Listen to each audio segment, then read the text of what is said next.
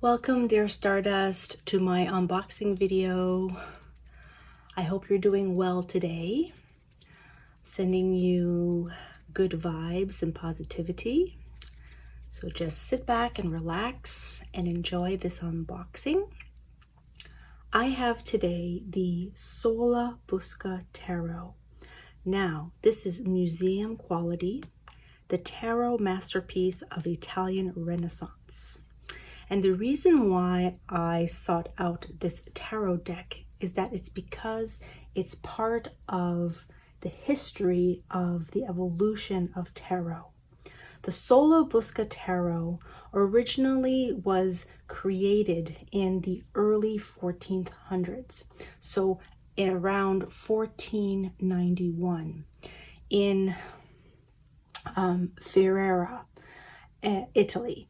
And the artist did black and white drawings, and the artist is still anonymous or unknown today.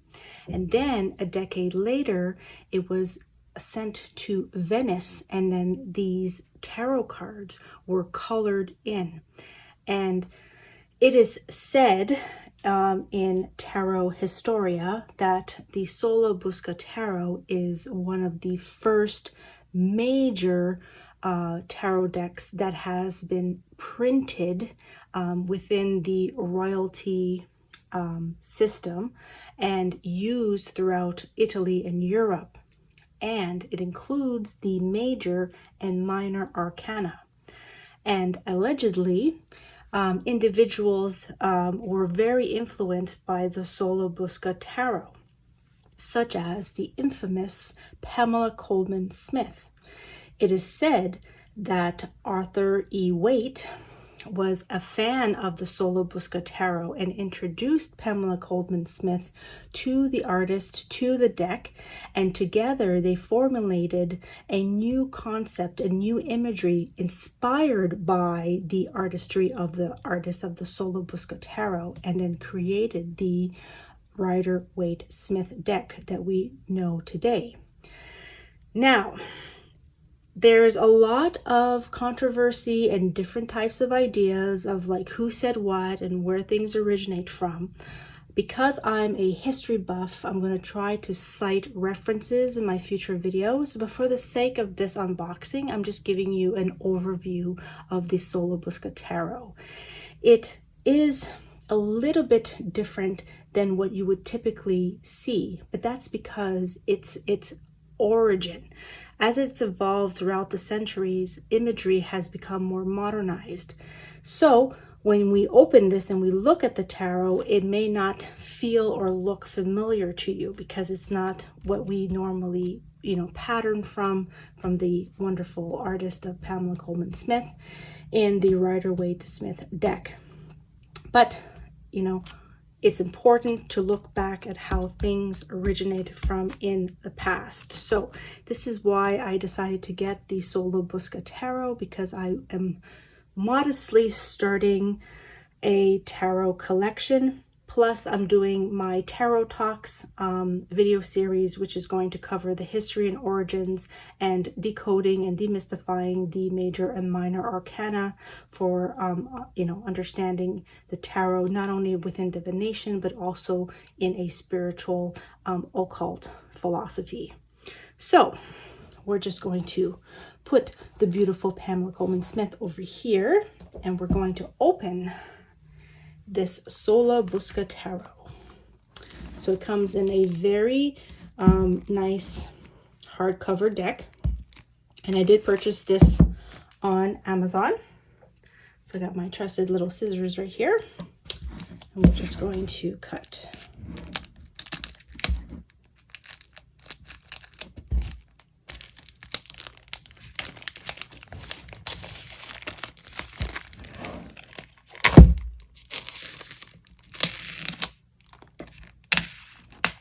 There we go.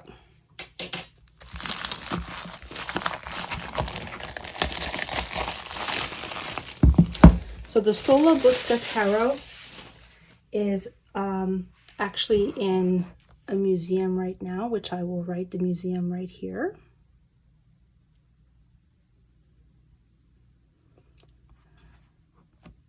and it is preserved, and we can always go and visit it at the museum in its original print. But now that we have more industry, we can have reprints of this old deck. Okay, so this is how it opens.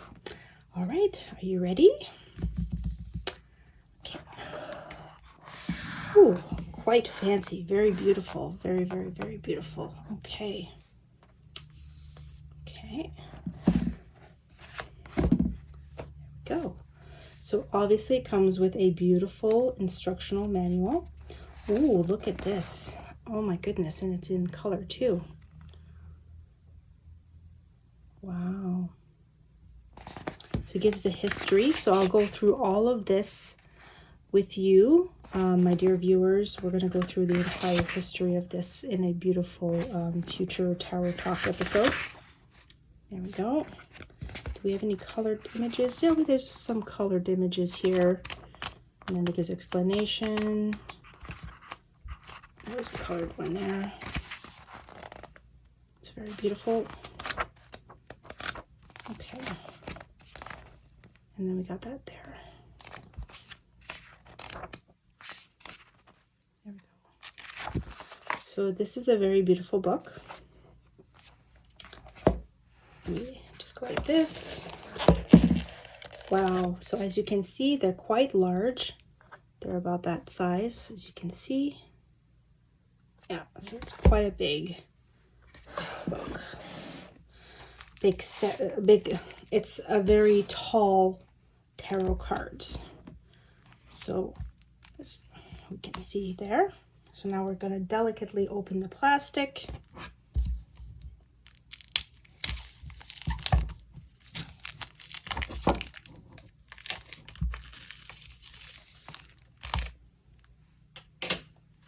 Okay, there we go.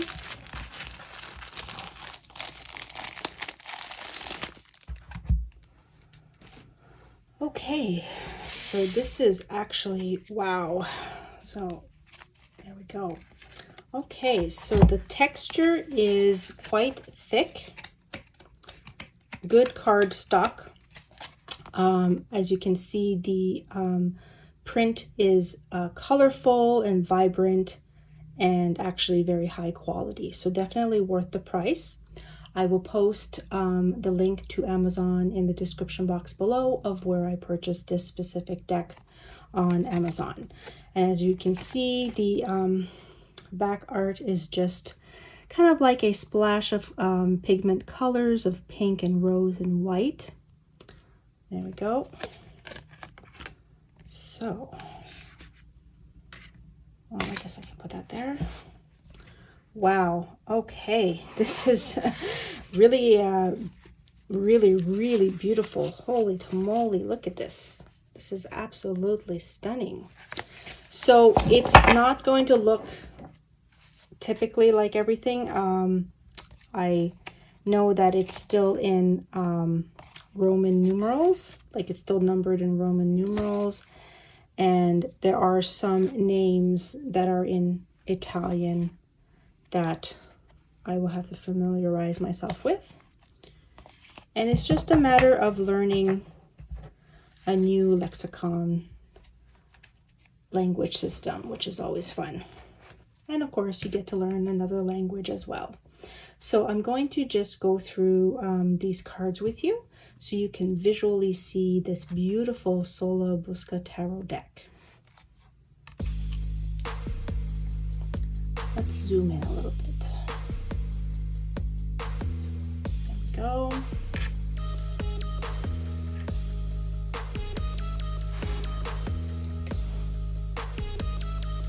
Beautiful.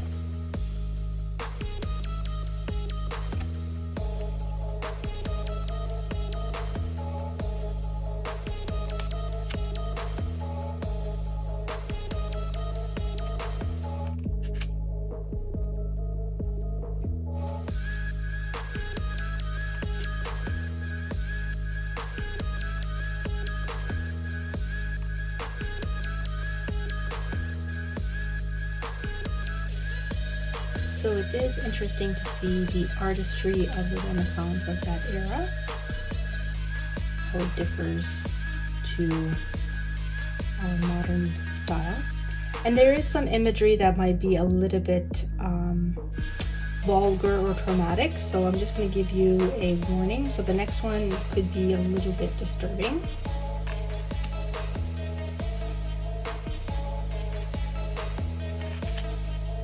It definitely gives me a medieval kind of style to the art.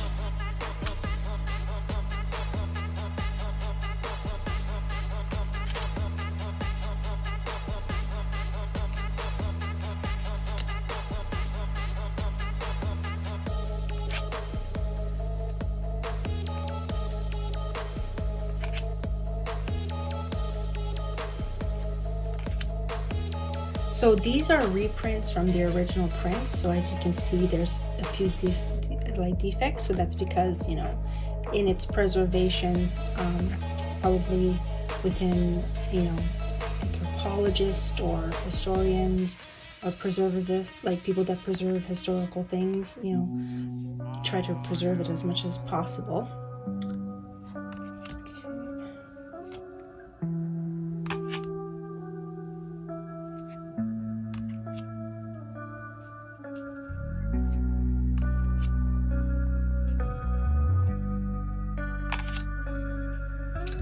This one's really pretty with the angels there. Okay, so now we're going into the cups.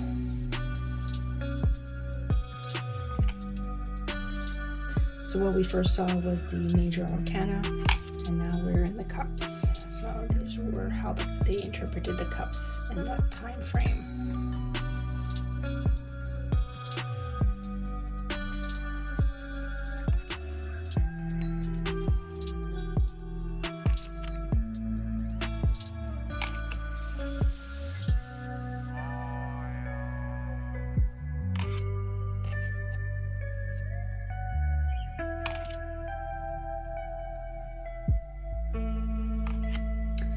That's probably the Page of Cups, the Knight of Cups, the Queen of Cups, and the King of Cups. So this is going to be the Pentacles, or otherwise known as the coins or the disc.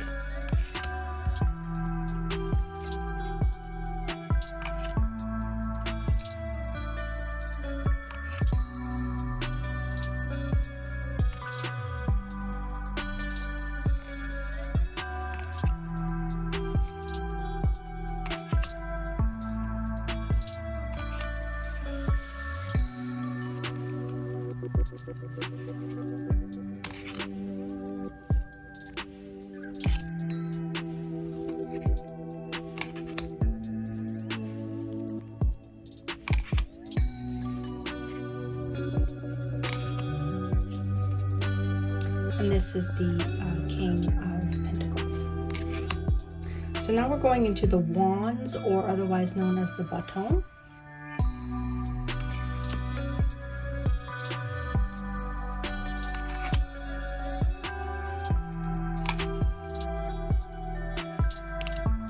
So they do have a very silky, plasticky, slippery feel to it because they're new.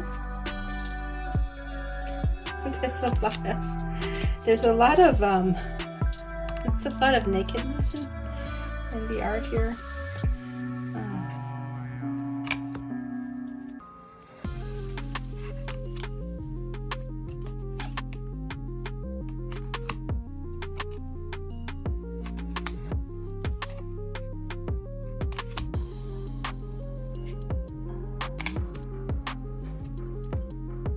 Queen of Wands, the King of Wands. So this is definitely the Ace of Swords, Two of Swords. Oh, this is pretty much looks a lot like the Three of Swords as per the one from the Rider-Waite Smith deck. So Pamela definitely took inspiration from here. It's almost identical. Four of Swords, Five of Swords, Six of Swords, Seven of Swords, Eight of Swords, Nine of Swords, and 10 of Swords. We got the Page of Swords, the Knight of Swords, the Queen of Swords, and finally the King of Swords.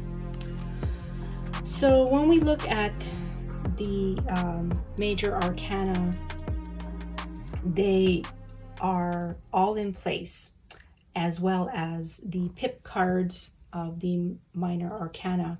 And as we start to read more about cartomancy and the history, throughout the timeline of history, there's a lot of different influences, because the person that created this in 1491, where did he or she, most likely he, get his inspiration from? Did he get it from perhaps the East, in the Orient, or did he get it perhaps in the Middle East, in Egypt? Were the tarot inspired by the emerald tablets or some kind of secret hermetic document or papyrus? There's a lot of different ideas and theories, because it's important to try to dig as much as we can as to where they originated from. However, when you put that to rest, because it can be a rabbit hole that you dig down forever, we start to uncover the psychology and the subconscious messages of the major and minor arcana that can help us bring clarity, bring healing, bring wisdom into our everyday lives if we use these cards properly. So I like the idea of channeling the arcane messaging and symbolism of the Sola Busca Tarot when I'm going to do future readings with this deck. It's going to be more antique, more arcane, and it's going to deal more with spiritual themes. But that's because as an intuitive empath and psychic medium, I'm feeling drawn to this art, to this deck, to this type of tarot in that perception. You can definitely do any type of reading with this deck. It does consist of the 78 cards of the tarot. Therefore, you can do a regular tarot card reading. But I just feel that there's other things that we can channel with this deck. Absolutely, we can channel a lot more with this than just regular readings. I feel it has more of a regal and ancient kind of feel to it. So I want to try to respect that frequency and try to uncover more of these ancient mystery teachings that the tarot throughout antiquity has to tell us. So I'm going to, like I said, I'm going to talk a lot more about the tarot in my Tarot Talks video series. Today I just wanted to show you the Sola Busca Tarot as I unbox this. I very much hope you've enjoyed this little preview of the deck. Please let me know in the comments below your thoughts. Have you used the Sola Busca Tarot deck? Do you like or dislike it? Please leave your feedback. I would really love to know your personal experiences with this deck. With that said, my dear Stardust, I want to wish you a very good night and the sweetest sweet dreams. Until next time, planet people.